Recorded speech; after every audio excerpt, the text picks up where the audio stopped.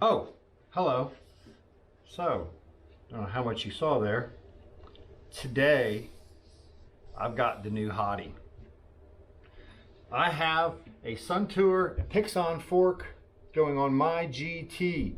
So, these forks go for around 200 to 250 depending on how crazy the COVID is and the stock levels on things. They've been going up and down and all around, and I've been kind of holding out and found my price, and this cost me right at $200. So can't beat it. This is a straight taper fork. They make these in all different styles, shapes, colors, whatever. Well, not really. They have the taper, the non-taper, and they have a white, they have black. I got black with the black, so going totally stealth. So in with the Suntour, out with the RockShox. This is the original RockShox Judy Race on my fork, well, on my bike, and it's been great. No, it hasn't. It made noise from day one. Local bike shop had some issues getting it quieted.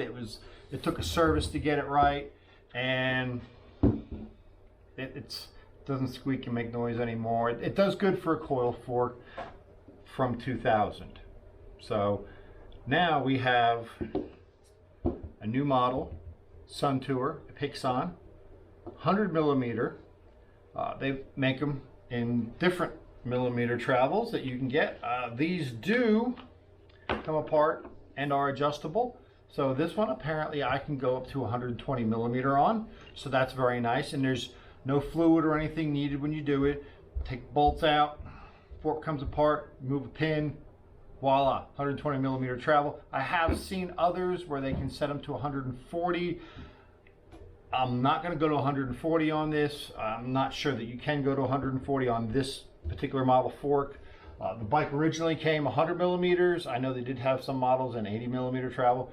This is 100 millimeter travel. So this is a 100 millimeter fork. I'm going to put this on, run it, and just, you know, beat the dickens out of it.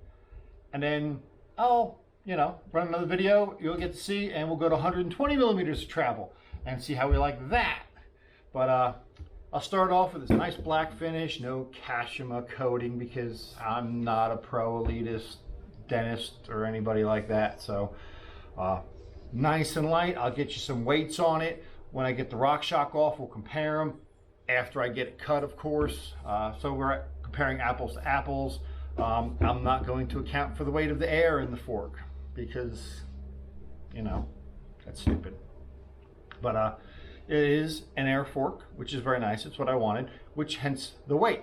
So the RockShox is good. You can upgrade the springs on them. Your modern coil forks, the better ones, you can usually upgrade springs on. They might be a little harder to find. But again, when I bought this, I bought the spring kit for it, and I've monkeyed around with the springs as I've monkeyed around with my diet, and it does okay.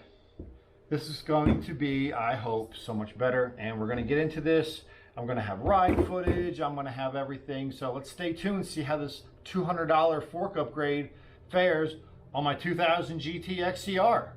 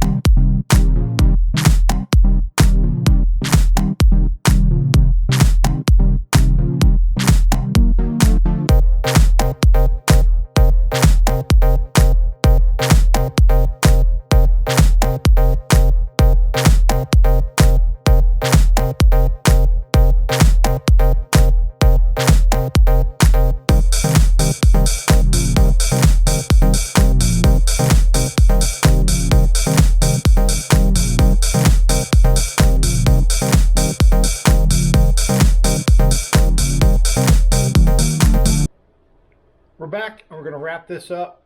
Let me tell you, these forks made a huge difference on this bike. We're coming again from a 2000 series RockShox Judy Race, which remarkably weighs about as much as these feel. So sorry I didn't get the weights on them, but I'll tell you what, these are incredible.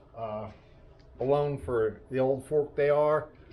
Rebound's kind of garbage, you know. It's like, you get what you expect for, you know, 2000. Stepping up to the Suntour Epixon, great. Nice airport right here, easy to get off. The lockout, super easy to get to and work. I mean, it's like, just reach down.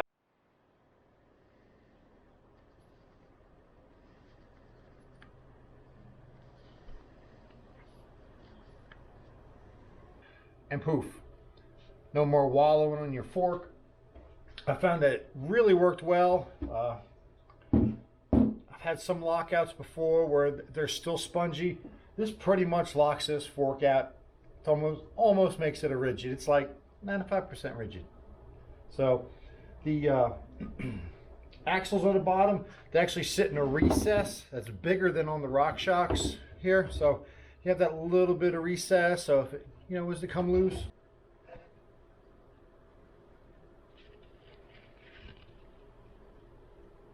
adapters.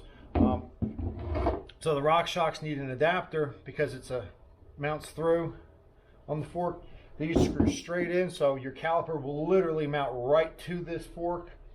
The catch here will clamp for your cables. Nice little touch, dresses it up. A lot of forks do have that now, some sort of cable retention.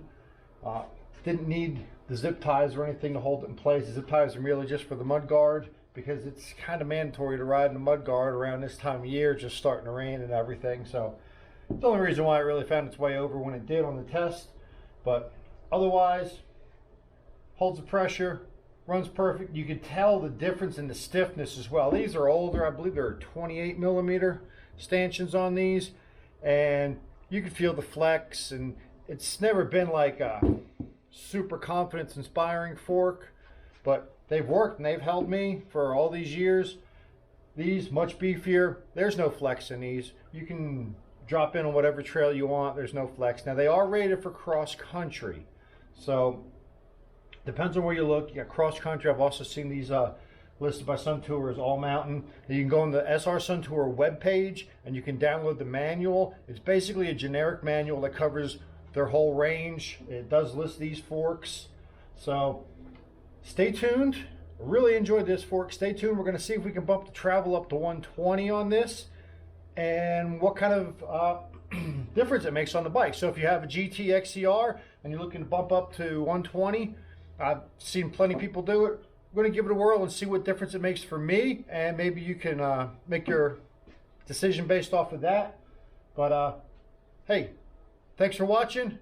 Remember to give this video a thumbs up. Subscribe to the channel. You get all the videos when they come out. You get notified on them. And have fun. Stay safe. Keep riding.